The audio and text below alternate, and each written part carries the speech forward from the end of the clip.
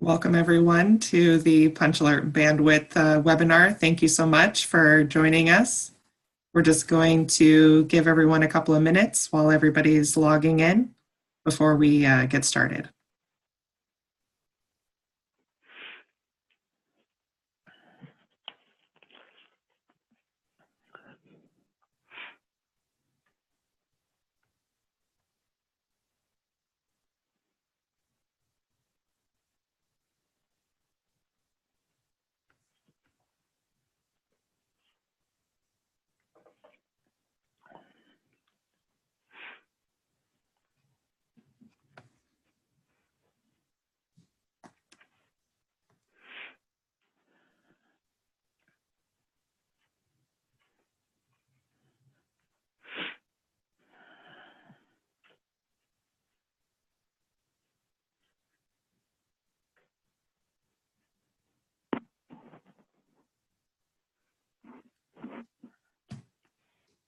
Okay, just a few more people trickling in here. Get started in just a minute. Thank you for those of you who are on time. We appreciate that. So I'll go ahead and just start off with a few friendly reminders. My name is Ashley Davis. I'm with the PunchAlert team. We have Greg Arts, and it says Caitlin Long. She's joined us today from Bandwidth along with Thomas Ginter. She has told me she is his moral support, right, Caitlin? So just a couple of reminders here. Everyone is joining the webinar in listen-only mode, which means that you will be muted. The webinar will be recorded, so you will receive a recording after the webinar if you do need to hop off early for any reason. We plan to take about 30 minutes or a little over 30 minutes going over advancing the future of 911 and PunchAlert and Bandwidth to give you a good background and overview. And then feel free to submit questions during the webinar, and we will address those at the end and maybe even during, depending on the question. So again, thank you for joining us today. I would like to introduce our panelists, CEO of Punch Technologies, Greg Arts. He is super driven and passionate. He's trying to build a new community-driven model for the future of safety and emergency response. So thank you, Greg. We have CTO from Punch Technologies, Andrew Prisk. He's a seasoned entrepreneur, engineer, and technology executive, passionate about building innovative solutions aimed at harnessing the latest technologies for social good. So thank you, Andrew, for your support today. And then, of course, last but absolutely not least, we have Thomas Ginter. He is a sales and solutions engineer with Bandwidth, certified professional engineer, and a 911 industry veteran. So he has been working on the 911 system since the dawn of time. No, I'm just kidding. Not that long, but you know, he's given his opinion or two about it. So we look forward to hearing about what Bandwidth is doing in that area and how PunchAlert and Bandwidth have partnered together. So you can see here the agenda today. We're going to do a quick introduction to the 911 problem of location challenges and the PunchAlert approach of what we're doing to help with those location challenges. That'll be Greg. And then Thomas will go over a history of 911. Who is bandwidth.com and what do they do? And then last but not least on the agenda is Andrew, and he will be going over building 911 Plus Connect and what we built for customers and partners. And then, of course, we'll leave time at the end for dialogue and questions. So again, thank you for being here, and we hope you enjoy. Thanks so much, Ashley, for that. Hi, everyone. This is Greg Arts from PunchAlert. Really excited to have this webinar today and to speak with you about 911 Plus, 911 Plus Connect, and really just tell you about our journey. We're really lucky to have bandwidth.com, Bandwidth as a partner for the last several years now. We've been working with Thomas Ginter personally, who we're really lucky to have on the phone today. He is the expert, really. I mean, if you have any questions when it comes to the 911 world in any way, he is the person to ask those questions to. So get him fired up for him, because again, we're really lucky to have him here today, and as a partner for the last couple of years, because when we first got started in this space, we didn't know anything about 911. So our story was, we started working on PunchAlert, for those of you that know us, in the 2013, 2014 timeframe. And when we looked at it, we decided to focus on this problem because we started studying the emergency communication situation. Like, when there's an emergency, how do we communicate? And there were some clear problems there. Really, we focused on two of those problems. Number one was organizations. So if you think about a school or a business or a public venue or a YMCA or any real organization that has either employees or even customers to protect, when there's an incident and you need to lock down, you need to communicate, there tend to be some challenges there. And there are a lot of different point solutions, but we really recognized an opportunity to help those organizations communicate more efficiently internally, so they can lock down or evacuate or do whatever they had to do a little bit faster, more cohesively. And that was the problem we really decided to first address.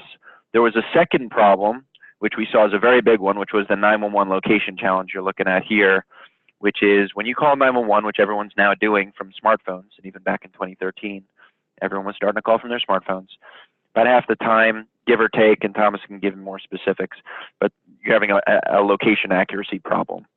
And especially when you're indoors, a whole bunch of things and reasons for that, which we can get into. But when you're making that call through a cell carrier, basically, the location they might receive initially could be the nearest cell tower. And that's fairly often. It could also get routed to the wrong call center. And the reason is, as you'll learn today, is because 911 was designed a long time ago for static locations. And we really didn't have a way. We saw the problem. We really didn't have a way to solve that problem. And so we focused on problem number one. Until 2017, we met Thomas, and we found an incredible platform that they built at Bandwidth, and really the only possible way to do what we wanted to do, which was kind of bake in a better 911 experience that solves this problem into the PunchAlert application. So that was phase one, Caitlin, if you can go to the next slide, which was to launch 911 Plus within PunchAlert. So for any of our customers, or even a consumer, to download the app and subscribe to 911 Plus, but mostly it's our organizational customers, now they can make 911 a transparent part of their emergency experience. So now the user can have a better location and at their control when they're calling 911. They can even change that location. They can make sure it's routed to the appropriate 911 call center. I actually had to use this recently, and it's really powerful when you want to speak to a 911 call center that's not exactly where you are at that moment, and you don't want to wait for them to transfer you or give you another phone number. So better routing, better location, user control, full transparency to the user. So when you're on the phone with 911, you can actually see all this information that you've sent to them. And then transparency to the organization as well. So I'm at a school property or public venue and I'm calling 911. They probably want to know that. So while I'm calling 911, I'm simultaneously notifying on-site responders. That's been a big question from the beginning, is if there's an emergency, what do you do first? Like a real serious one. Do you notify on-site folks or do you call 911? And we always believed, well, you shouldn't have to choose. So now you really don't have to. This technology in partnership with Bandwidth is only getting better and better.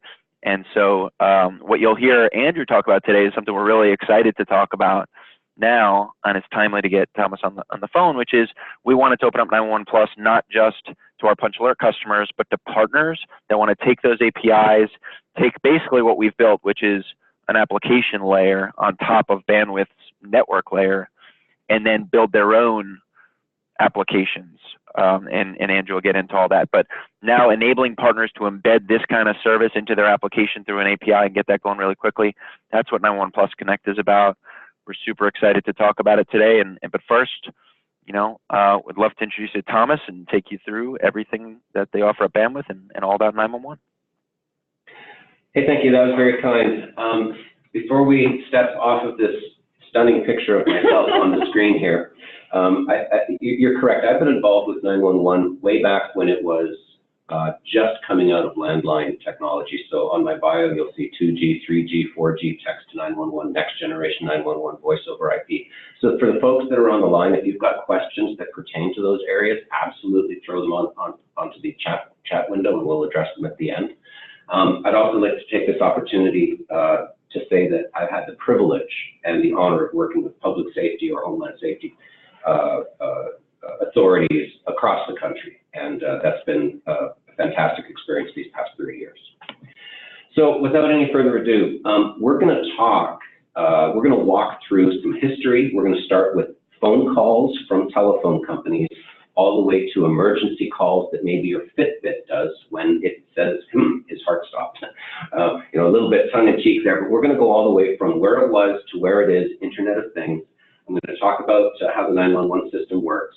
I'm going to talk about some of the complexities that have been building within the 911 community as those underlying shifting sands of technology have just caused changes that we have to respond to. And last but not least, I'm going to talk about 3 specific types of interconnection to the 911 system. I'll talk about more about that in a moment, so that you can understand the options and toolkits that you have at your fingertips. But first, bandwidth. You might not know who we are. We are a wholesale brand. We've been around since 1999. We had the privilege of working with this company called Google back in the mid-2000s to build out a voice over IP clean sheet telephony network with them. As part of that, we also built out 911 connectivity. And that's the key asset or the key platform capability that we're going to be talking about today. Bandwidth doesn't provide software on your smartphone, doesn't provide software on your premises, doesn't provide software on your laptop. We provide a network in the sky, a virtual interconnection that you can send us traffic, including 911, and we'll talk specifically about that. And then we provide the termination of that traffic to all of the places that need to be able to receive a 911 call. Again, we'll get into more details. The beauty of working with PunchAlert these past couple of years, of course, is that they do the exact opposite. They're working with the software that's on the machines that you're touching with your fingers, and so there's a great 1-2 punch in terms of capabilities. They're pitching the balls, we're catching them and delivering public safety. Here's my favorite thing to talk about. People want me to talk about the 911 system in the United States. And that phrase in and of itself is incorrect. There is no homogeneous, ubiquitous 911 system in this country. Instead, what we have are individual 911 call centers at a municipal or county level, and there's approximately 5,500 of them, distributed throughout the nation and eclectically accessed through regional or local connection points, and there's about 1,000 of those. The reason for pointing this out is that bandwidth has connected to all of those regional systems, and it looks something like this that is here on your screen. At the far left-hand side, you have someone with a phone, and you can think of that as a phone system, whether it's voice over IP or universal communications or even a wireless carrier. It's all working essentially the same way. That phone makes a 911 call and is passed to that regional center. It's a tandem, okay? It's known as a 911 tandem, or locally in the 911 community, it's known as a selective router. And you can think of that as a multi-county breathe-in point, an ingress point for everybody's 911 traffic. You know, AT&T, Sprint, T-Mobile, CenturyLink, Quest, Windstream, Earthlink, all of these different companies have to be able to access 911. They're not sending a phone call to 6,000 individual public safety answering points. They're going to the local 911 county, serving that portion of the state. And like I said, there's about 1,000 of them. So those calls come into these things called selective routers, and they are in turn, and for example, I'm sitting here in North Carolina State University campus in Raleigh, and there's 911 call centers in downtown Raleigh. There's one here on the campus. There's one over in a neighboring town of Cary. There's one over in Durham, and that selective router that's receiving all of that 911 traffic from all of those different carriers has to figure out which 911 call center that particular call belongs to, route it down to that 911 call center. It goes ring, ring, ring. Someone answers and says, 911, what's your emergency? And as that person is saying those words that you've heard on television or YouTube, That public safety answering point, or PSAP, I'll use the term PSAP throughout this webinar. That public safety answering point is dipping a local database that's typically adjacent to or typically within the state that's holding all of these location records. And it's a static, very old school 1980s type database built for the landline environment. And over through the 90s, as wireless took off, and through the 2000s, as voice over IP took off, changes have been made to this underlying infrastructure in terms of protocols and APIs that have allowed us, folks like Bandwidth, to create an overlay network so that you can do a one place to talk to, connect to us, and we can get through all of these other APIs and get that called out to the correct public safety answer. We'll talk more about those technologies in a moment. So that's how this stuff works, and it creates a number of challenges or problems that people might not instinctively know about. You might think that if you dialed 911 from a VoIP phone in the cloud, and you coincidentally you're in Sacramento, and what you wind up with is a 911 call center, maybe in Nevada, maybe something went wrong.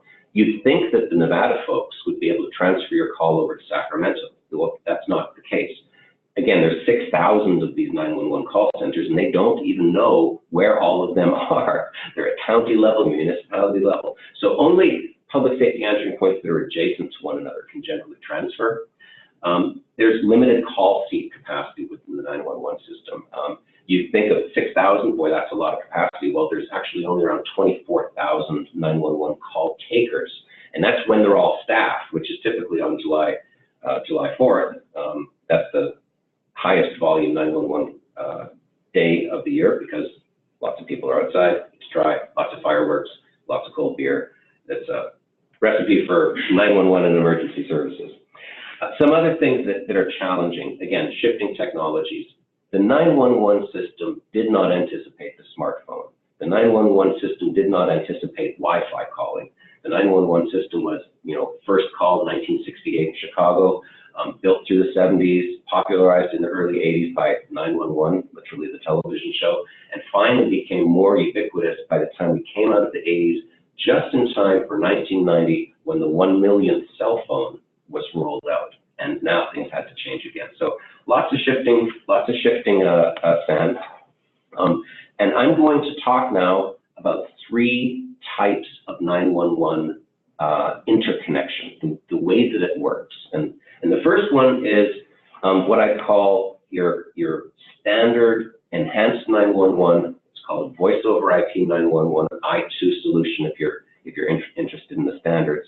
And what it looks like is you've got telcos, and I'm going to focus on voice over IP technology for the moment. You've got telecommunications companies on the far right-hand side of the screen. You've got that plethora of public safety answering points, selective routers and alley databases. That's the local regional infrastructure that's delivering traffic.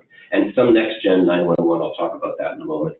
And in the middle, you have this wonderful cloud, which is bandwidth. Of course, it's not a cloud, it's data centers. Data centers in LA, New York, Dallas, Atlanta, dual fibering together, highly redundant, and a cloud is always computer systems somewhere. These are quadrated networks so that traffic can come in on the left-hand side, be brought into the cloud, and now we get into the interesting thing. It could be a telephone call, or now it could be a 911 call. If it's a 911 call, we look at that call and we go, okay, where is it coming from? What's the telephone number?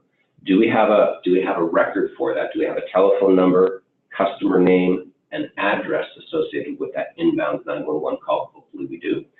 If our client has been doing their provisioning properly, we always would in terms of a residential phone, okay? And we would take a look at that number, name, address triplet and go, that address belongs to the following jurisdictional authority. Say, again, if it was this Polycom that I'm talking into at the moment here on the NCSU campus, that's a Raleigh address, and it needs to go to the Raleigh, North Carolina 911 call center. And we would thus route it through the appropriate selective router with steering credentials to get it down to that public safety answering point. So this is normal voice over IP 911, been around since around 2005. It is really analogous to wireline 911, except that all of that address information, all of that location information is now modern API accessible data in the cloud, which in this case is the bandwidth rent. One more thing before we move off of this general solution that is probably 98% of voice over IP solutions here in the United States. That next generation 911 cloud, you hear me talking about selective routers and alley databases and 1970s and 1980s technology. Well, that too changes.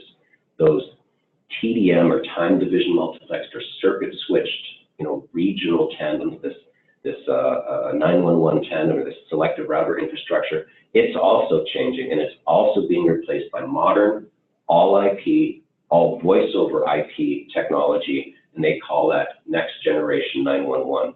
The promise of next generation 911 is it's not just voice, it includes text, it includes pictures, it includes videos. That's really beyond the scope of this particular webinar. We're going to talk about being able to have a device make a voice call with a location context and get it to the correct public safety answering point. We'll deal with some of those other technologies potentially in future webinars. So that's what the basics are for 911, and you can imagine that a residential phone, say a voice over IP line from your cable company, from Vonage. I'm not advertising any particular brands here, but these are good resonant examples that people can understand. And because it's a residential phone, there's a cable box associated with Time Warner or Comcast or now Spectrum, and that telephone number, the address, the customer name is a record that's provisioned with a service like ours. And when a 911 call is made from that endpoint or that telephone number, off we go. We take a look at the data that's been provisioned and we route the call. And the key point is that that phone isn't moving around. That's going to change here in just a moment. Excuse me. So examples of companies that do this, Google Fiber, Dialpad, RingCentral, Wide Open Web, Consolidated, Armstrong, Northwest Networks. There's just a plethora of companies out there, both incumbent local exchange carriers and competitive local exchange carriers for people who are shifting between the two, and they do this type of 911 service day after day. So that's technique one. Now we ask the question, what happens when the phone moves around? Well, there's a second technique that Bandwidth uses for its more advanced 911 technology, and it's called dynamic location routing. And it's taking a page out of next generation 911, not the page for multimedia or pictures or texting, but the page that says phones move, okay? A laptop that I'm talking to or that I'm talking on, it's got a Skype application on it or a Amazon Connect application on it or a virtual worker application on it. It can move. It can move between buildings. It can move between Wi-Fi hotspots. It can move to the Starbucks. It can move from your home. And we need to have a solution that says at the point in time they flip that open and make a 911 call, that the location can be instantaneously sent with the call and acted upon to get the call where it's going. A static provision, the first technique, won't work. So for the technical folks on the call, we're taking a page out of next generation 911. It's called the I3 specification. I2 was the old stuff for voice over IP. I3 is the new stuff. And it has this thing called a SIP initiation protocol, or SIP PIDF flow, a presence information data format dash location object. What the heck is that? So voice over IP has been around for a long time. You send a SIP invite with your calling party or callette party. The other endpoint goes, okay, I acknowledge that, I accept the call, and you start to have a voice session between two voice over IP endpoints, and that's how the phone call works. And it's been that way for decades. Okay. Well, I3 is using some of the most advanced and most recently released RFCs that add new parameters. So it's not just a calling party and a callette party. We can include things like a geoheader that is a location object. So we can send the address of record or a latitude, longitude of the call where it is at this moment, and include that in the SIP invite, which sets up the VoIP call. And as the VoIP call is being set up, it could traverse a network like Bandwidth. We could take a look at that location object and go, oh, 900 Main Campus Way, Raleigh, North Carolina. That means that this call has to go down to the Raleigh, North Carolina public safety answering point. If, however, I had just crossed the street over to my favorite Starbucks over in Cary and open my laptop, apparently I'm being stalked or something because I need to keep making these 911 calls. But I do that across the street in Cary. When I make that 911 call, the location object now could tag, for example, the Wi-Fi access point at Starbucks in Cary. Okay, I don't have a particular street address, but now that call is going to go somewhere else, and that decision is being made at call time. So what we're really doing is breaking apart the provisioning of the triplet, that telephone number, customer name, and address, into two sets of data.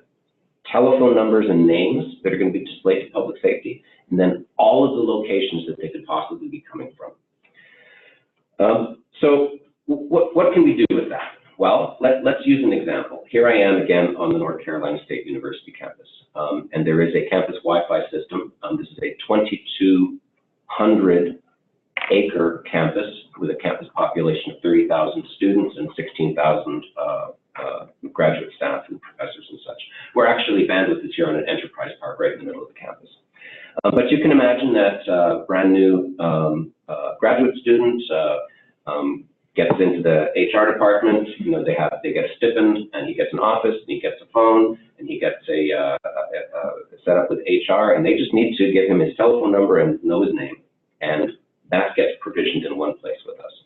The IT department, meanwhile, has been very busy. They've been mapping out where every Wi-Fi access point is on the campus, and there's a full Wi-Fi system here on the campus, and every one of those Wi-Fi access points is tagged. For example, in this building, it's 1010 Main Campus Way. There's Wi-Fi access points in certain suites on the first floor, and on the second floor, and on the third floor where I am. And so if every one of those Wi-Fi access points has a certain address associated with it, including floor number or suite number, when this new graduate student shows up on the first floor, and by the way, one of our graduate students' textiles offices is down there, he opens up his laptop and discovers that something is amiss. He needs to dial 911. That Wi-Fi access point has been managed by the IT department to become a location object in the SIP invite, and all is well. He's gonna get the help that he needs to the office that he has. So dynamic location routing there's a key difference between this and your standard I2 voice over IP that's been around for 10 years. This uses new RFCs, and it requires development. You can't take a Cisco Call Manager product or an Avaya product or a ShoreTel product or a MyTel product or any of these standard VoIP products that have been around for a long time and go, okay, now I want to do a PIDFlow. No, they actually have to do a bit of development in order to A, provision for these location objects, and B, send them along with the call path. By the way, there's more to these types of products than just dynamic location. You can adjust caller name on the fly. You could include a parenthetical heart situation or fire. You can change callback numbers so that the callback doesn't come back to that guy's desk. It comes to a security desk, for example, that's going to open the locked door or the card key access to a high-rise building. So there's lots of complexity within these dynamic location routing type of solutions, but at the end of the day, they're accessed through an API to the cloud and a SIP interconnection, a secure SIP interconnection to the cloud. So folks, campus, virtual workers, that's who's using it. One more example. Another really good example, just to drive this home, is home security. You have a Wi-Fi camera in your home, and you drive to work or you fly to a conference, and you have a motion detector. You see on your smartphone that there's someone in your home or something untoward is happening, or maybe there's smoke, and you need 911, and you've flown away to a trade show. So if you dial, from that foreign city, you're going to get that foreign city's 911 call center, and they can't transfer to a non-adjacent public safety answering point. But if we use this location object technology and tie in your home Wi-Fi camera to a location object and your daycare's Wi-Fi camera to a location object, or your doorbell system, or any IoT and Internet of Things application now from your smartphone, you can hit the button for 911 pertinent to that location, your home, and it doesn't matter that you're in a foreign city. You can get help where you need it, where the device was that invoked the notification to you in the first place. Powerful tools.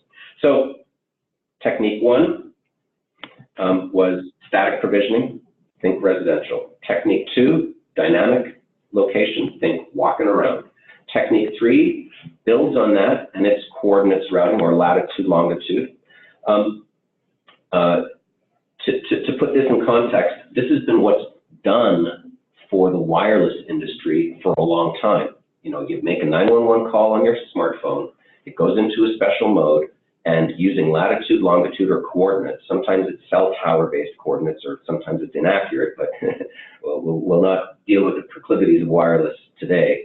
But it is a latitude, longitude, coordinate-based routing that is used for wireless. So we take that page of technology and now build and couple it to this dynamic location routing. So geocoding and what's happening is you have latitude, longitude, you know that it's in the United States, you know that it's in North Carolina, you see that it's in Wake County, and there's a very sophisticated contour of jurisdictional authority between Cary and Durham and Raleigh, the cities that are right here adjacent to one another. Literally, these city maps look like Swiss cheese. You could have a piece of Cary in the middle of Durham and a piece of Durham in the middle of Raleigh, and it just is how zoning commissions have organically, you know, consumed different pieces of former county territory over time, and how annexations and mergers and stuff like that work. But at the end of the day, because it's a specific latitude, longitude with high acuity, you literally know what side of the street you're on, and therefore which county or township or city jurisdiction you're within, and we can route the 911 call based on that. These products start to tie together, okay? The Polycom that's in the middle of the table ahead of me that I'm speaking to you through has a static record. The laptop that I'm talking to that might have a Skype for Business application on it, or some other over-the-top SIP endpoint, could be using the dynamic location routing. Or I might have a UC application that now, as I walk away from the campus, okay, with all of these buildings and all of these Wi-Fi hotspots, the IT department has turned into location objects. And I am now driving in my car, and I'm using that universal communications application on my phone, and now I need to dial 911. Well, I could use the GPS coordinates and dynamically shift over to latitude, longitude. And again, all of these are available through APIs that can be built to. So folks like telematics companies, long distance truck calling, OnStar, obviously, lots of folks need the latitude, longitude option when a physical address, a street address or a building address is not applicable to their use case. And so now we have these three techniques: static, dynamic, latitude, longitude. And we're now going to shift back to PunchAlert with the knowledge that we've got these toolkits. They're robust. The company that wants to make use of the toolkits doesn't have to figure out any kind of a relationship with any public safety agency, because we've already done that. You know, we work with them every day. We're concerned with getting that wire down to the call center and making sure that it's correct, and just having virtual APIs for your very innovative products to attach to. The application layers now is what PunchAlert's going to talk about, and how they make use of that underlying ubiquity and APIs to build software that would be pertinent to your specific use case. Andrew? Thanks, Thomas. Appreciate that. Good afternoon, everyone. So what is next, you ask? So Greg touched on it a little bit. He talks about 911 Plus, and I just want to touch on that really quick before we start talking about 911 Plus Connect. So 911 Plus, originally we built that for some of the exact scenarios that Thomas was just talking about. You know, we wanted to call 911. We wanted to solve the location problem, obviously, but we also wanted to be able to call 911 and do other things at the same time. And using a wireless device right now, a smartphone, that's not a very easy thing to do, because the phone, as Thomas said, goes into a special mode, and you can't make or you can't have the phone doing other things, especially from an app. And so when we started trying to solve this problem, and we started talking to bandwidth, we very quickly discovered, yes, we can do this, and we can make it a much better experience. And with bandwidth's help, not only are we going to be able to do things simultaneously, but we're going to be able to get to the correct and closest 911 center that could help this person. And so that was really how we started 911 Plus. And then you know, we started talking more and more about 911 Plus as a service, almost, right? We had a customer referral, and we had a couple other phone calls, and people were like, gosh, you know, that'd be great. I'd love to be able to do something like that. I would love to be able to do X and call 911 at the same time. And so with 911 Plus Connect, what we've done is we've taken our 911 Plus service that's sitting at the application layer. Right now, for those of you that have it or have used it, it's embedded in our app. And so, you know, while you're notifying on-campus responders, you can also call 911. We took that same idea and we've made a set of APIs. And so what we've really tried to do is take some of the complexity out of, you know, getting to bandwidth or you know, completing that 911 call. We've tried to melt that down into a very simple process, either for manufacturers, you know, hardware manufacturers, or even IoT makers, you know, so that they can do these other things. They can focus on their core product or whatever they're really trying to do, but then they can also add this value of being able to contact 911 very easily at the same time. And that's really what's at the core of 911 Plus Connect.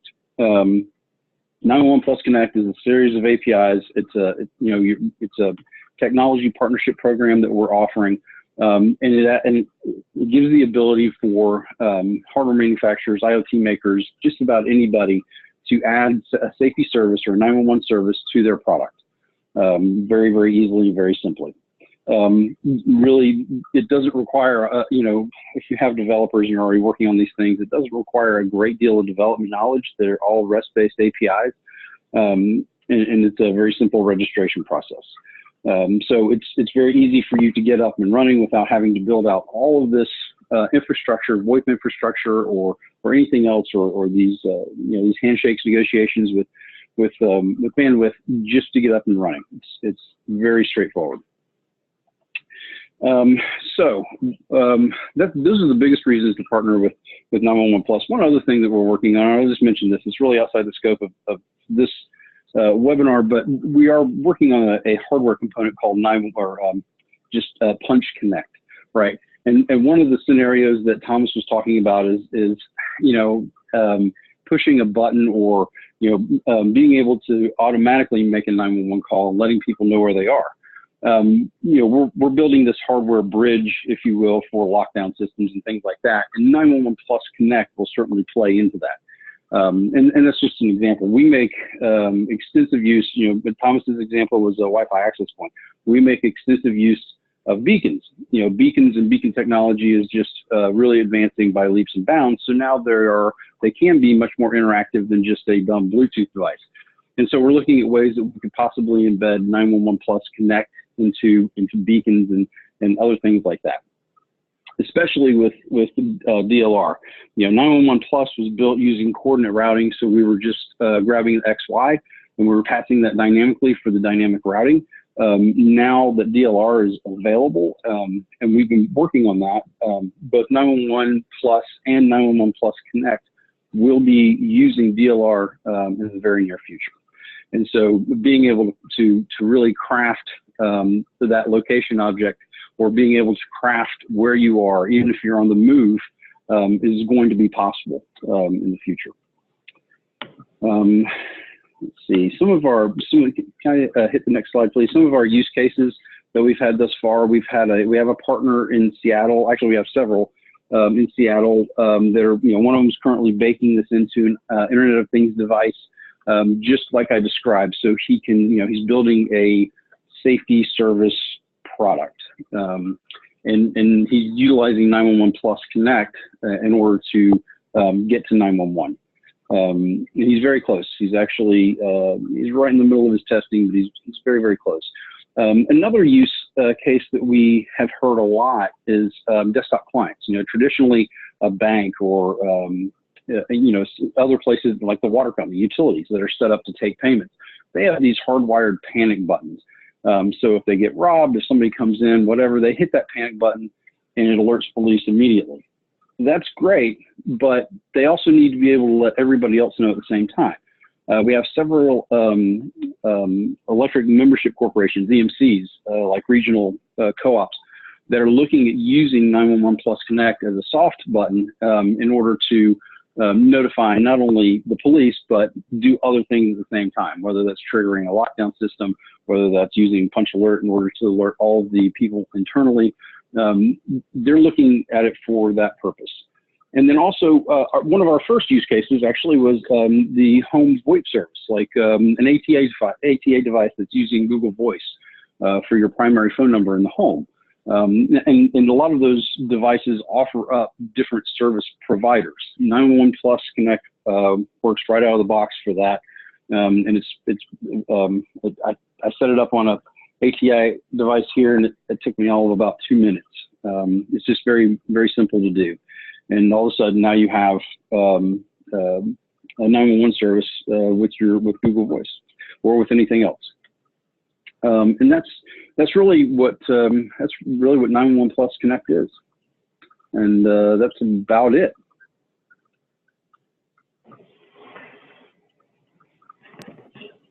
Great. Well, I think we're going to move on to questions now. Is that right? Yep, that's correct. Yes, we are going to move on to questions. So thank you, everybody, for hanging in there with us. I know I learned something new whenever I get around these guys.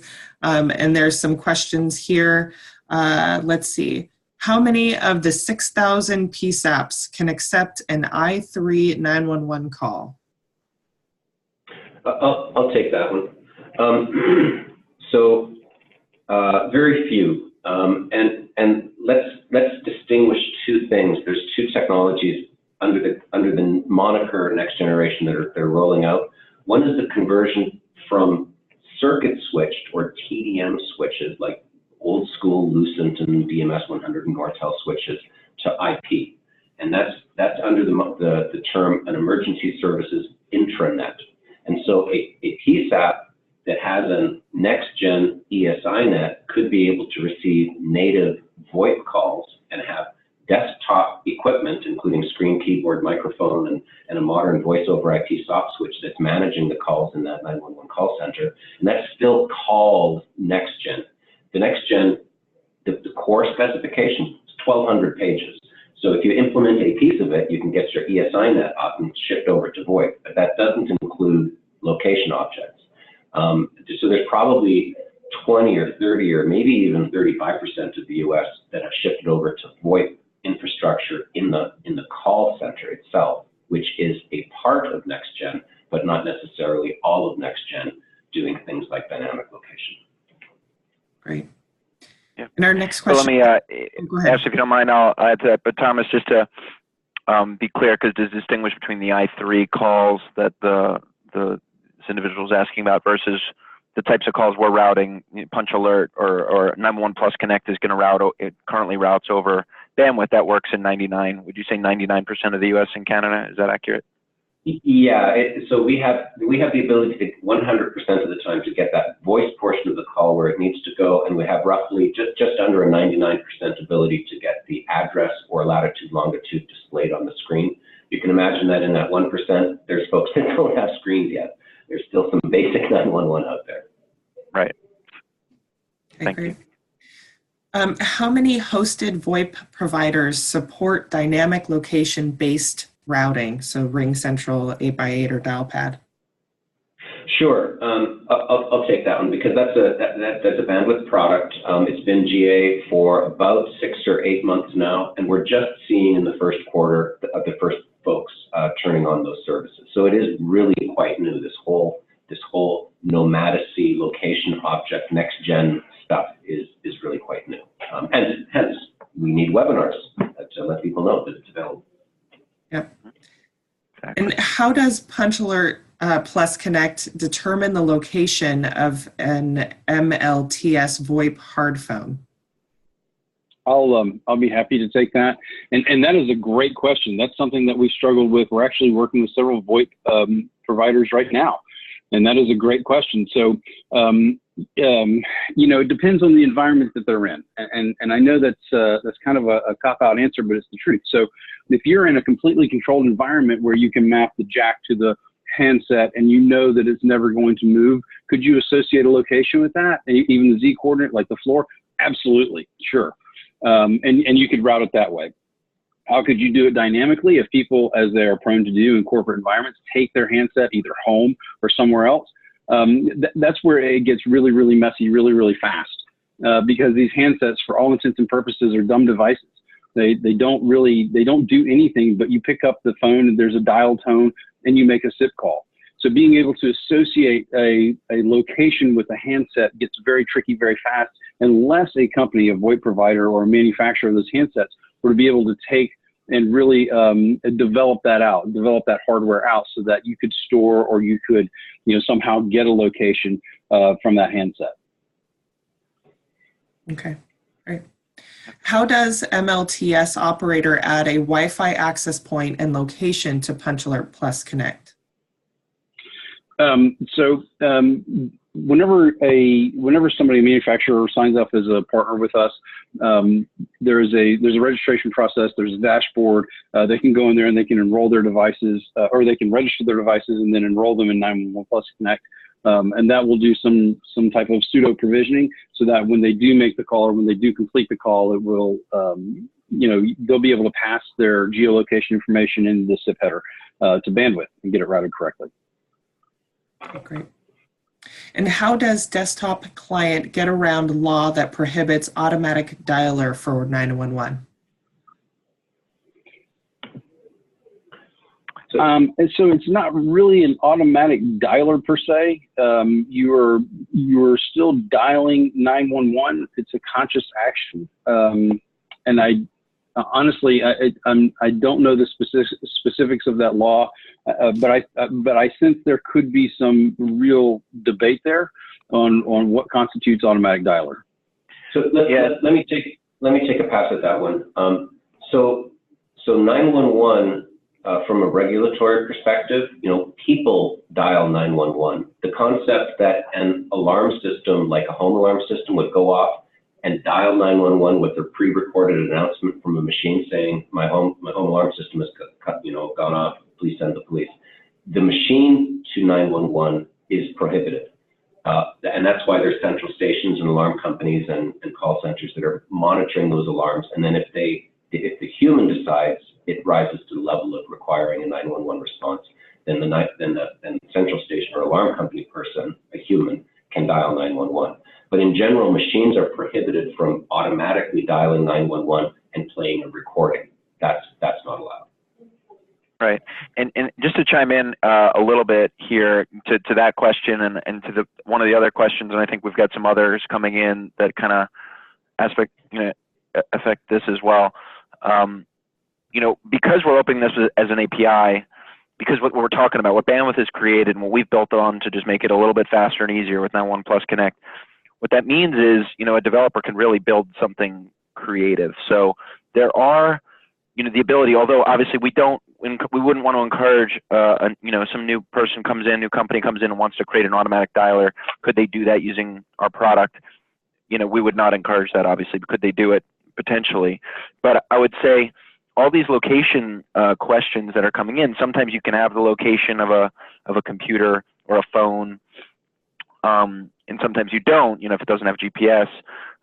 But I think there's an opportunity here, an amazing opportunity that's now in front of us because we're talking about an API, you can create a new type of user experience. For example, maybe we know that there's an emergency happening and we don't want to have a machine call 911, but maybe what we want to do is prep a call to 911 once we can find someone. So for example, now we want to call someone, make sure we can get someone else on the phone. Once we have that person on the phone, potentially, we could get that person on the phone with 911. I think there's some room for creativity in the development and how we think about the experience of, what do we want to happen before we start that call.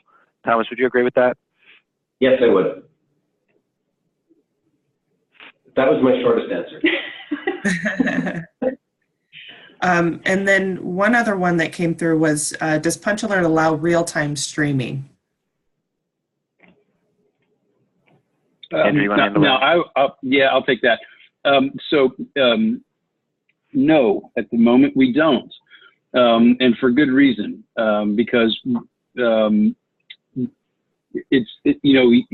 imagine a university, something happens in a university, 10,000 kids have this on their phone, and all of a sudden they want to stream where they're at. It just becomes very, very bandwidth intensive, if you will, and also storage intensive, because a lot of that has to be kept forever. Now, have we investigated different streaming technology, or not technology, strategies? Absolutely. And we probably will be putting some of those in place very soon. But streaming as a whole, no, we don't.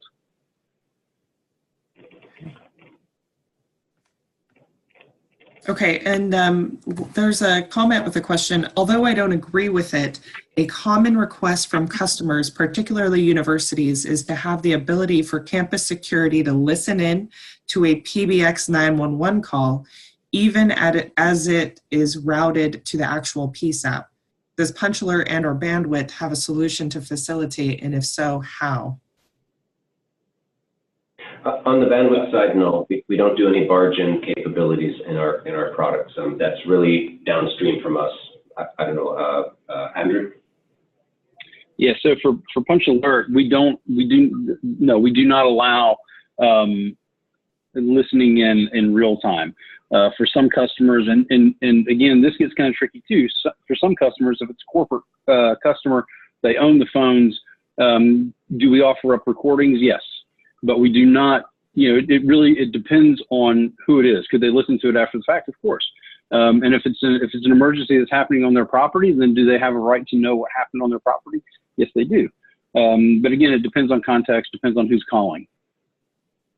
Okay. And how does PunchAlert Plus Connect determine the location of a MLTS soft phone on a laptop with no GPS on board?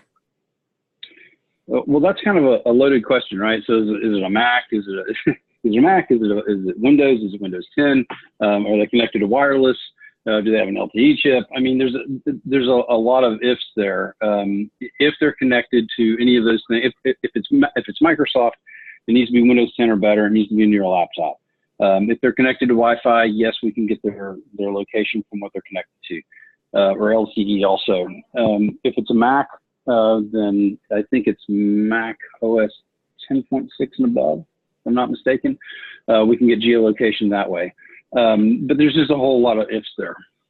Okay. Yeah, and I would add that's a great opportunity. It's a soft client, right? So maybe create a better experience. Now offer a little pop-up that allows the user to confirm the address if they're not sure about it before initiating the call. Make it a red button, so it doesn't have to be just dialing 911 the way it's always been in the past. Okay. And just one last one that I see here. Can PunchAlert be used globally? Yes, absolutely. We can. We currently, I say that like everything else, there's a caveat, right? So there are 23 countries that we currently support. Depending on where they're going, if there was a real need or real use, then could we support it? Yes, potentially. The real challenge with us is finding localized service providers for SMS and things like that. And there are a lot of country restrictions too, depending on where you would like to use PunchAlert. There are some places where you could only, like in India, I think when we were investigating using PunchAlert in India, will it work technically? Absolutely. The real challenge we have is delivering SMS messages there, because we're, as an outside provider or outside that country provider, we're only allowed to send SMS or text messaging during certain times of the day and not at night. And so it depends on where it needs to be used. We have some local market challenges, but insofar as the app working there's no restriction at all, actually. Okay. Yeah, I think there was one other chat question. Sorry. If the question was about 911 Plus, Andrew's referring to PunchAlert, our platform. As it relates to 911 Plus, that works where Bandwidth supports it, which is in the U.S. and Canada. Okay, great. Right. I'm sorry. Yeah, the chat message was can PunchAlert be used globally? Yes, and right. Greg's absolutely right. 911 Plus and 911 Plus Connect can only be used in the U.S. and Canada. Okay. And it looks like there was one other Q&A question. Doesn't Red Sky offer the in-process monitoring service? I'm not familiar with that. Anybody else? I'm not either. Thomas, have you heard of Red Sky? Yeah, I know who Red Sky is, but I'm not that intimate with their products. Okay. Well, thank you, everybody. I appreciate your time today. Like we said, this will be recorded, and you will be receiving a recording of this webinar today. If you need to reach out for us, I will also include contact information if you have any further questions. But again, thank you very much for joining the webinar, and we hope you enjoyed it. Okay. Thanks, everyone. Thanks, everyone.